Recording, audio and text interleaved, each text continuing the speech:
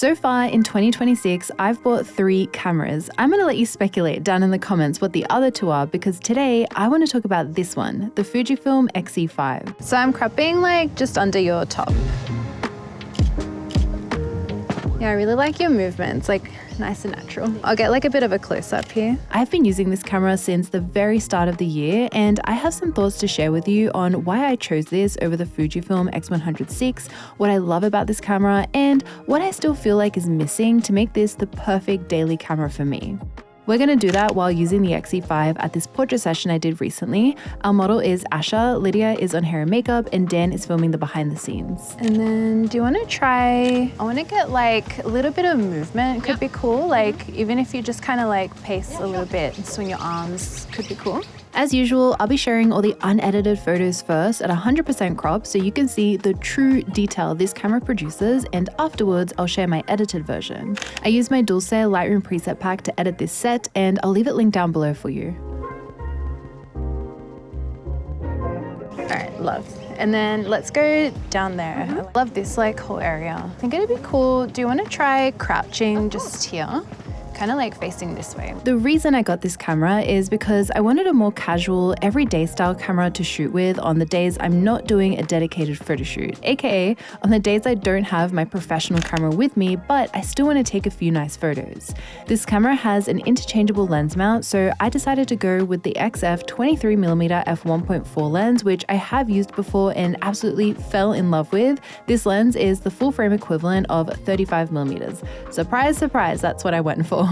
I used this lens during my campaign shoot for the Fujifilm XS20 when that was first released, so I knew I loved the image quality of that lens, the bokeh, sharpness, performance, and the size as well. Usually for a daily camera, you would pair it with a smaller lens. A popular option is the Pancake 23mm f2.8. I might still get that lens one day, but for me, having the smaller setup is not the most important thing.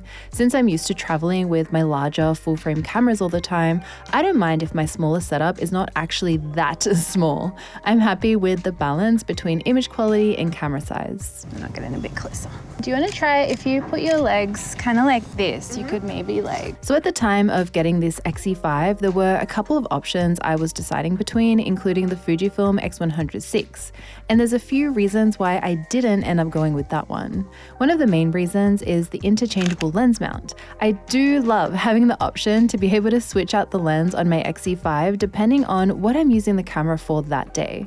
While I have a 23mm prime on it at the moment, I will think about getting a zoom lens for it down the track to be able to have that versatility while I'm out and about. Or, like I mentioned, switching out to the Pancake lens when I do want the camera to be as small as possible.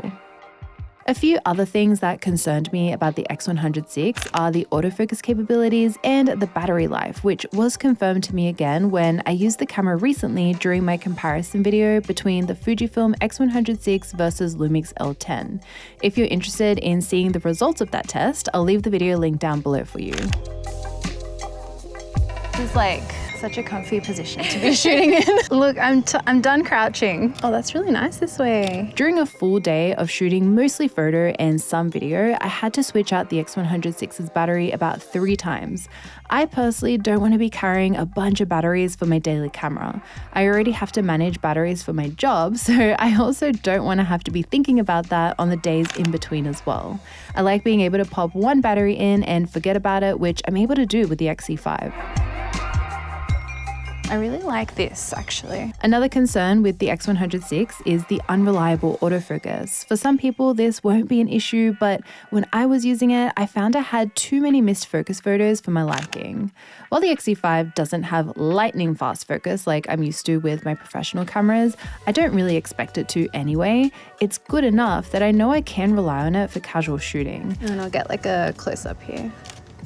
Kind of has like a fairy tale vibe, which I really like. Yeah, maybe we could do like a little over the shoulder kind of moment there. I really like that, it's nice. I like being able to take 1 or 2 photos and know that it's in without having to shoot a bunch of extra images just in case.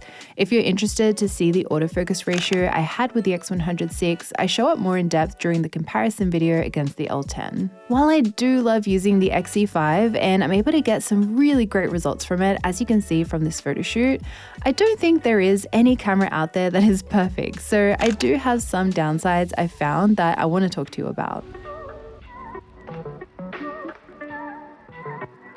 That was cool. And then can we do another crouchy one here as well? Shoot like, yeah, this way. Oh, that's stunning. I love that. First, one of the downsides I have is shared with the X100VI, and that's the 40 megapixel files. Fujifilm used the same sensor in all their cameras for that generation, from the Pro X-T5 all the way to the consumer X100VI. Could you rest your head in your hands as well? For me, the files are just too big for daily shooting. While larger files give you that wiggle room for cropping, it doesn't make as much sense on the X-E5 since it has an interchangeable lens mount. I also find these larger file sizes means it takes quite a long time to transfer photos to your phone. It also ends up taking up more space on my phone, so I don't really transfer them over that much anymore because of these reasons. And when they're on my computer, I also don't really look at them there. So I would love for Fujifilm to add raw sizing options, maybe with a firmware update in the future, so you can choose if you want smaller file sizes. For me, 24 megapixels would be just perfect.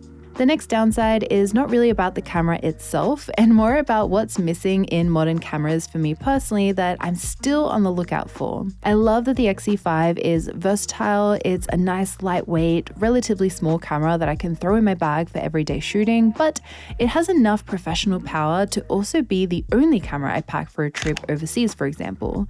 The same goes for the Lumix L10, which I do also own now. It has the same premise where it's great as either an everyday casual camera, but also strong enough to use as your main camera on more important travel days.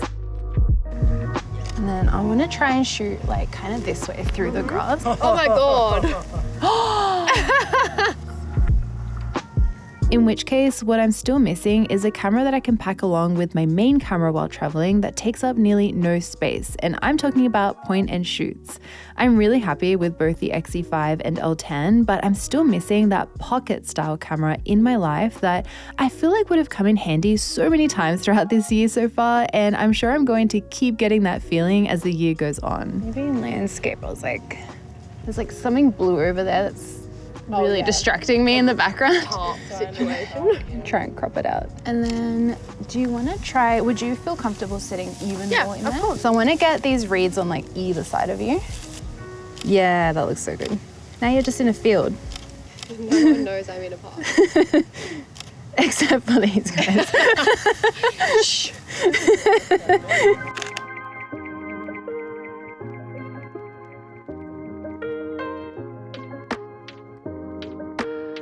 Yeah, I have to shoot from a bit of an up angle because if I go down, you can see like our car and the houses in the background. But from up here, you will never know. And then would you be able to lean over here? I'm gonna try and get like a really close up. I know there's a few good point and shoots out there that almost fit my criteria. I own the Sony RX100V, which is great, but this camera and a lot of these point and shoots are missing some upgrades like fresh batteries that last longer and compatibility with modern apps. And no, the Canon G7X or the Ricoh GR4 don't meet my criteria either. So until then, the search for that final camera to fit in my bag continues. I think then I will have a perfect trio of cameras with a point and shoot, the Fujifilm X-E5 or Lumix L10, and my professional camera that I will either use solo or in combination depending on what I'm doing that day. Let me know in the comments what your daily camera is, and thanks so much for watching. Bye!